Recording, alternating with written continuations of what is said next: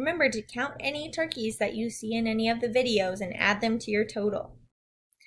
Now for your writer's workshop today, there is a video of how to draw a scarecrow. So what you're going to be doing is following that video. You can do the same thing we do when you're watching a learning video. Put it on the side and follow along on here so you can use colors. You may also write it on paper if you would like to, and then upload a picture.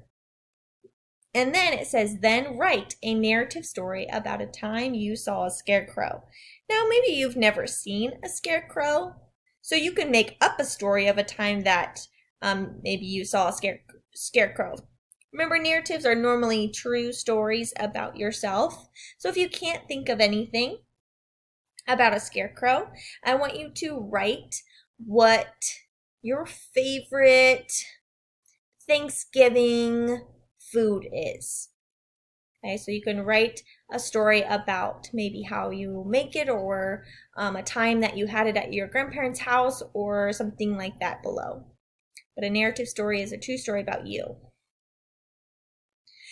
And that is all I'm going to say in the video, and you may go ahead and get started on the scarecrow.